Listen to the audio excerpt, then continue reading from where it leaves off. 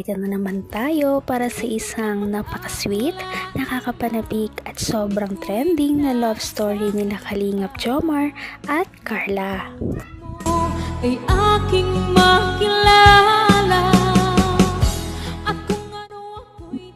Para sa pagpapatuloy ng ating love story ay medyo kapanapanamik nga itong ating video ngayon dahil nag-trending na naman sila, dahil nagkaroon na naman sila ng napaka-sweet moments nung nakasakay sila sa boat. Dahil paano pa naman, puro sandal, hawakan ng kamay at titigan ang kanilang ginawa sa pagsakay nila sa boat, at marami talaga silang mga napag-usapan na hindi pa nila napag-uusapan dati. Kaya naman panoorin na natin kung ano ba talaga ang nangyari sa kanilang date sa Thailand na nakasakay sila sa boat. Talagang marami ang mga mangyayaring kilig moments dito, kaya lahat ay inyong abangan.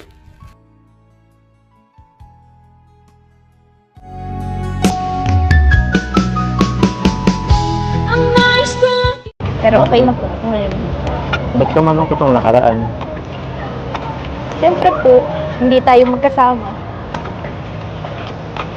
Sorry na. Magkaiwalay tayo ng ano. Sorry na kasi... Ba't pinagpilot na tayo? Nahilo ako. Saan ba tayo pupunta? Nagsasaguan ka man din po. Ikaw na natuloy. Pero yun nga. Sorry na at nasa ibang sasakyan na ako. Yung kasi sasakyan na yun is sponsor din ng Jomcar. Naman, alam ko naman na kasama ka sa mga angels. Ako, kaya din muna yun ko. Pero, okay na rin yun kasi actually nagpamiss din talaga ako. Namiss mo ako, no? Hindi po. Bakit hindi? Nagtatampo ka nga eh. Mamumugo tayo! Ay, dali! Ay, wait lang po. Pasan kasi tayo? Ikaw, hindi nagkakasundo yung sagwan natin parehas. Magkaibayat na tayong sagwan. Ganito na lang, para tayo ganito. Pati yung sagwan. Pati sagwan, hindi nagkakasundo. Nagtatampo rin. Paano ito alisin? Ay, sorry. Sorry. Punta tayo sa gitna. Sayang naman yung bayad natin 200. Tsaka parang... Tara po. Tingnan mo, andito pa rin.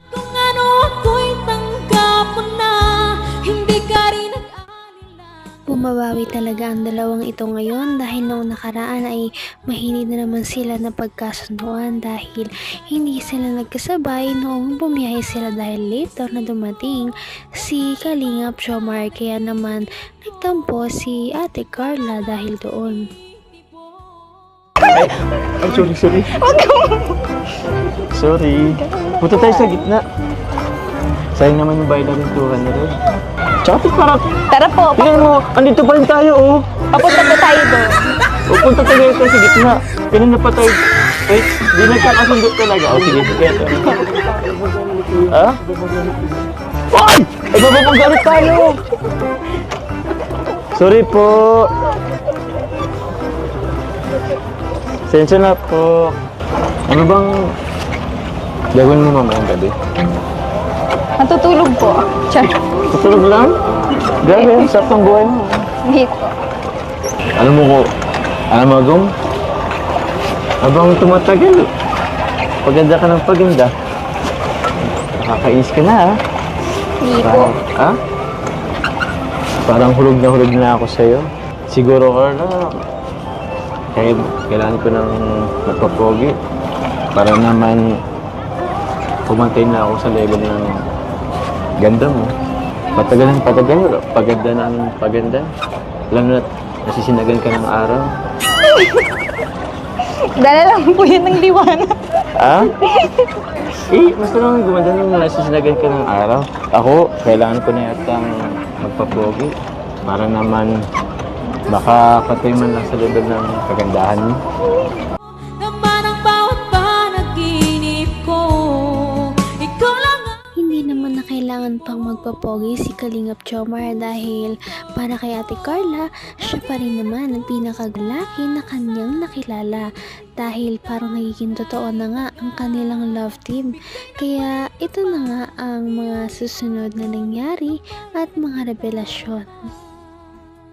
Sabi ng karamihan sa akin, hindi ako pogi. Sinong bumubulong sa'yo na hindi ako pogi? Ano po ay, may narinig po ako dun sa meet and greet. Sa meet and greet? Joke lang po. Nag-disappoint ba Joke sila lang nung po. nakita nila ako personal?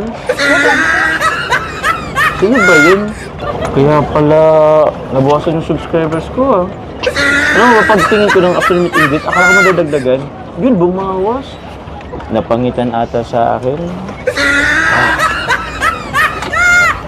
Nakapawad din palang gawa natin, ano? Kaya nga po. Ikaw naman na po magsagwan po. Ako na muna? Sige. Baka pagod ka na eh.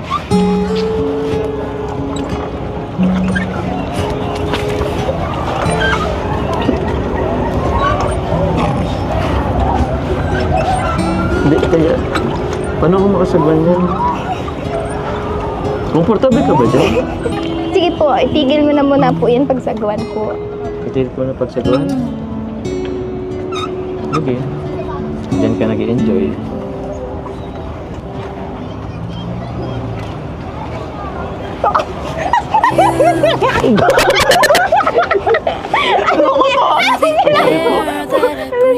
Wait, wait.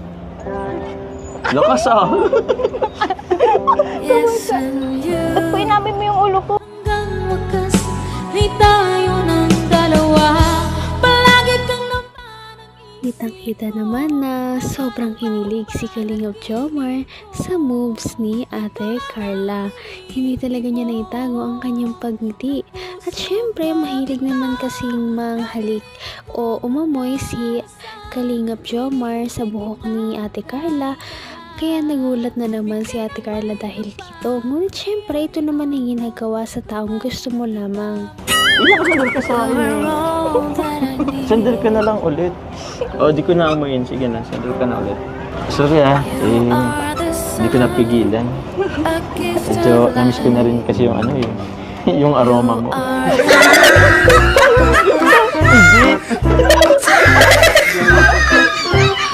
Joke lang. Siyempre, alam ko naman yung amoy mo. Mabango pa rin.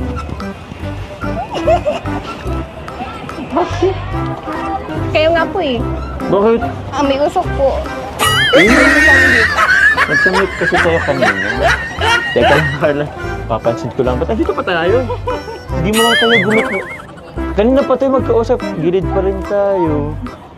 Ikaw, Ano po ba ito? Ha? Kailan po yan? Importante po. Magkasama tayo.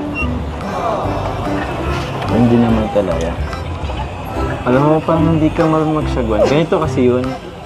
Ganito kasi yun. Yung kamay mo dyan mo. Ganito kasi magsagwan. Ang tamang pagsagwan. Yan.